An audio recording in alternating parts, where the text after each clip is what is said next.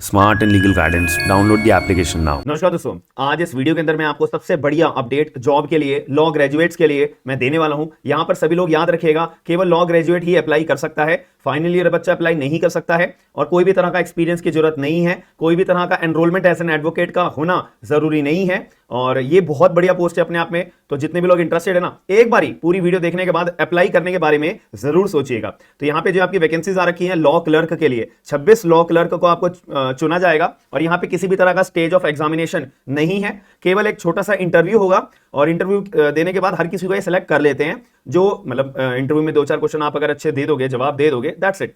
तो ये कोई बहुत बड़ी स्केल का आपका एग्जाम के लिए कोई सिलेक्शन नहीं है, क्योंकि ये कॉन्ट्रेक्चुअल जॉब है। तो यहाँ पे इतना ज्यादा आपसे इन डेप्थ नहीं पूछा जाएगा और लॉ क्लर्क के लिए आपको चुना जाएगा हाई कोर्ट ऑफ आंध्र प्रदेश के अंदर। डायरेक्ट आपकी एंट्री जो है हाई कोर्ट ऑफ आंध्र प्रदेश के अंदर लगेगी और डायरेक्ट आप जजेस जो होते हैं हमारे हाई कोर्ट के, उनके साथ बैठकर आप काम करोगे एज अ लॉ क्लर्क के तौर पे। मेनली यहाँ पे रिसर्च वर्क होता है और जो भी केस अभी ऑनगोइंग है उसके बारे में आपको डिटेल्स अपना स्टोर करने के लिए बोला जाता है।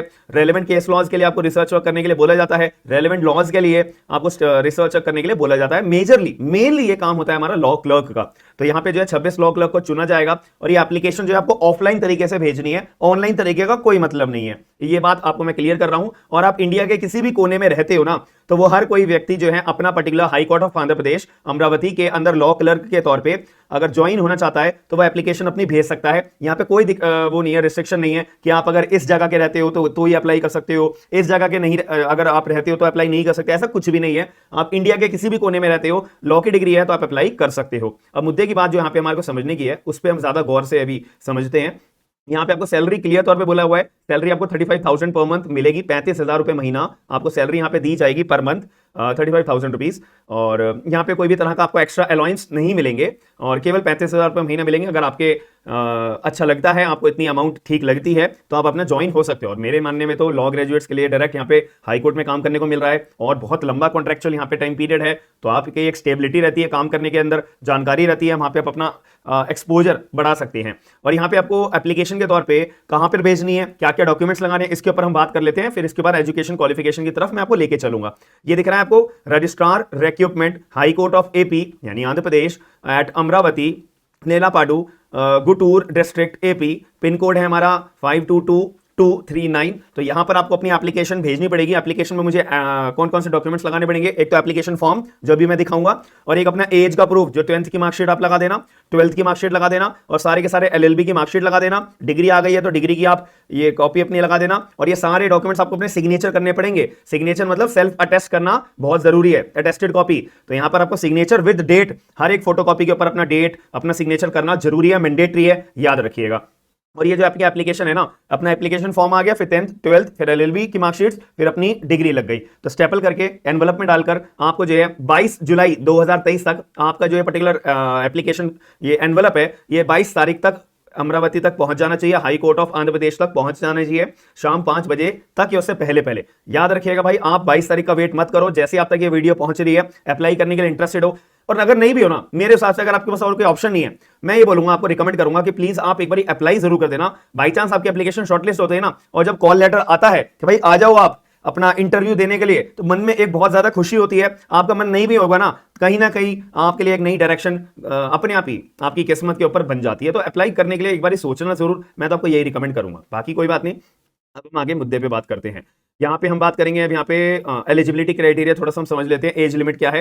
सबसे पहली बात, आप 30 साल से ऊपर आपकी उम्र नहीं होनी चाहिए। जो लोग 30 साल से कम उम्र के हैं वो सभी लोग एलिजिबल हैं, अपना अप्लाई कर सकते हैं। और आपका सिटीजन ऑफ इंडिया आप होने चाहिए, वो तो एक नॉर्मल सी बात है, कॉमन सेंस की बात है तो, ठीक है। एंड एलिजिबिलिटी क्राइटेरिया, आपके पास अगर एलएलबी की डिग्री 5 साल वाली है चलेगा, 3 साल वाली है चलेगा, कोई दिक्कत नहीं है। बीए एलएलबी है या केवल ग्रेजुएशन के बाद 3 साल वाली एलएलबी है चलेगा। और यहां पे एक बात और लिखी हुई है कि आपने एक बार अपनी एलएलबी कर ली तो एलएलबी करे हुए आपको 2 साल से ज्यादा टाइम पीरियड नहीं होना चाहिए जब से ये नोटिफिकेशन हमारी रिलीज हुई है। इतनी सिंपल सी बात इन्होंने बोल दी है। और आप कोई अन्य जगह पे जॉब नहीं करे होने चाहिए, कोई अन्य प्रोफेशन के अंदर, कोई बिजनेस के अंदर ज्वाइन नहीं होने चाहिए, और आप जो एज एन एडवोकेट के तौर पर किसी भी स्टेट बार काउंसिल के अंदर आपने एनरोलमेंट नहीं कराना, अपना होना चाहिए। याद रखिएगा, एनरोलमेंट कराना बिल्कुल भी जरूरत नहीं है, केवल लॉ की डिग्री है, बात खत्म। अप्लाई करो और अपना एप्लीकेशन फॉर्म डाल के अपना अप्लाई करो, दैट्स इट। अब यही हमारा बस एजुकेशन क्वालिफिकेशन के बेसिक सी बात बता रखी है और बेसिक डिटेल्स रहती है, क्योंकि कॉन्ट्रेक्चुअल जॉब है ना। और ये हमारा जो हमारे को कितने टाइम के लिए चुना जाएगा, देखो 1 साल तक के लिए आपको चुना जाएगा यहाँ पर, ठीक है। और जैसे अगर आपका काम अच्छा रहेगा तो 4 सालों तक के लिए सीधा एक्सटेंड हो जाएगा आपका काम। याद रखिएगा, पहले 1 साल के अंदर अपनी परफॉर्मेंस दिखानी है, 4 सालों तक आपके परमानेंट, मतलब परमानेंट तो हम नहीं बोल सकते, कॉन्ट्रेक्चुअल है, तो 4 सालों तक आपको यहाँ पे नौकरी पे रख लिया जाएगा एज अ लॉ क्लर्क के तौर पे। और अभी आप नए नए लॉ ग्रेजुएट हो, मन बना लिया मेरे को प्रैक्टिस करनी है या मेरे को कोर्ट का ही कामकाज करना है, मेरे को आगे कोई फर्दर एग्जाम्स नहीं देने या एग्जाम्स भी देने हैं, अगर मेरी एक अच्छी जगह जॉब लग रही है, साइड बाय साइड मेरे को पढ़ाई करने का भी मौका मिलेगा, मैं कोर्ट के साथ में गवर्न रहूंगा, कानून के साथ ही गवर्न रहूंगा, प्रोविजन के साथ ही गवर्न रहूंगा, तो मेरे लिए बेस्ट ऑप्शन है। तो ये आप चूज कर सकते हो, मेरे मानने में सबसे बेस्ट चीज है ये। सिलेक्शन प्रोसीजर यहाँ पे कुछ ज्यादा कोई लंबा चौड़ा नहीं है, यहाँ पे क्लियर बोला हुआ है कि भाई हम जो है बंदों की एप्लीकेशन जो है ना शॉर्टलिस्ट करेंगे। शॉर्टलिस्ट करने के बाद यहाँ पे आप चेक करिएगा, एलिजिबल कैंडिडेट्स को हम वाइवा वॉइस के लिए बुलाएंगे। वाइवा वॉइस हमारा होगा अमरावती के अंदर, ठीक है। और हर एक कैंडिडेट को अपनी ही जेब से खर्चा करके अपना आना पड़ेगा ये वाइवा वॉइस देने के लिए। और यहाँ पे एक और बात बोल दी है कि वाइवा वॉइस हो सकता है कि आपका ऑनलाइन भी हो, ठीक है, हो सकता है कि आपका वाइवा वॉइस ऑनलाइन हो या फिजिकल फॉर्म में हो। फिजिकल फॉर्म में होगा तो हम बता देंगे भाई अमरावती में, या ऑनलाइन होगा तो भी हम बता देंगे। जो बंदे हमारे शॉर्टलिस्ट होंगे सबको प्रॉपर ईमेल जाएगा, सबको प्रॉपर जो है अपना मेल जाएगा, एसएमएस जाएगा, सारी इंफॉर्मेशन आपको प्रोवाइड हो जाएगी। बट पहले अप्लाई तो करना पड़ेगा ना, ये हमारी बात रह जाती है। और अटेंडेंस लगानी जरूरी है, ये कितनी छुट्टियां मिलेंगी, ये सब आप बेसिक बातें हैं, तो आफ्टर सिलेक्शन आपको देखना पड़ेगा ना मेन। और यहाँ पे आपका ड्रेस कोड भी रहेगा जब आप लॉ क्लर्क के तौर पे अपने कोर्ट के अंदर जाओगे, ऐसा नहीं है कुछ भी पहन के चले गए। मेल पर्सन के लिए अपना ड्रेस कोड है, फीमेल पर्सन के लिए अपने ड्रेस कोड है, तो यही आपका चलन अपना फॉलो अप करना पड़ेगा। और इंटरव्यू में भी यही ड्रेस कोड में जाना, ठीक है, अगर आपका बाई चांस सिलेक्शन होता है, शॉर्टलिस्ट होता है ना।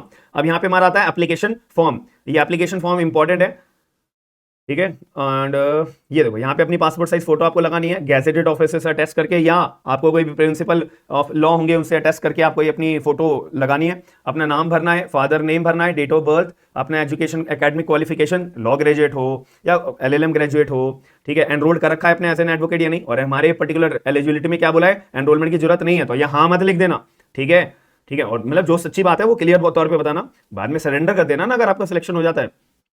टेक्निकल कोई क्वालिफिकेशन है आपके पास, जैसे कंप्यूटर का कोई कोर्स कर रखा है वगैरह वगैरह, ऐसा कोई कोर्स कर रखा है आप लोगों ने या नहीं कर रखा है, ये चीज के बारे में आपको जानकारी देनी पड़ेगी। एंड नेशनैलिटी, कैटेगरी, लैंग्वेज आपको कौन कौन सी आती है, परमानेंट एड्रेस क्या है, कॉरेस्पॉन्डेंट आपका जो है कॉन्टैक्ट नंबर एंड ईमेल बताना है, बहुत जरूरी चीज है, जब तो वो कॉन्टैक्ट करेंगे। यहाँ पे अपना सिग्नेचर करना है और यहाँ पे डेट प्लेस अपनी लगानी है, यहाँ पे दोबारा सिग्नेचर करना है वेरिफिकेशन के तौर पे। ये चीज जैसे ही आप अपनी पूरी कर लेते हो, फिर इसके बाद हम नेक्स्ट प्रोसीजर की तरफ बढ़ते हैं। और ये इंस्ट्रक्शन है, ठीक है, कि आपकी उम्र कब से कब कैलकुलेट करी जाएगी, डिग्री के बारे में बता रखा है, ये सब बेसिक इंस्ट्रक्शन वाली बातें हैं जो हमारे को नॉर्मल सी बातें जो मैंने आपको सब कुछ बता दिया है। तो जो लोग इंटरेस्टेड हैं, मैं आप सभी लोगों को रिकमेंड करूंगा कि आप अप्लाई जरूर करना। ये ऐसी बेस्ट अपॉर्चुनिटी आपको डेली बेसिस पे नहीं देखने को मिलती है। 35,000 एक लॉ रिसर्चर को, एक लॉ क्लर्क को और सीधा हाई कोर्ट में काम करने को मिल रहा है, भाई नहीं मिलता, कहीं पर भी नहीं मिलता है, याद रखिएगा। अगर वीडियो पसंद आई है, वीडियो इन्फॉर्मेटिव लगी है, तो वीडियो को लाइक जरूर करिएगा, चैनल को सब्सक्राइब करके लोगों तक ये इन्फॉर्मेशन शेयर करके पहुंचाइएगा जरूर। हम मिलते हैं नेक्स्ट वीडियो के अंदर। थैंक यू, धन्यवाद।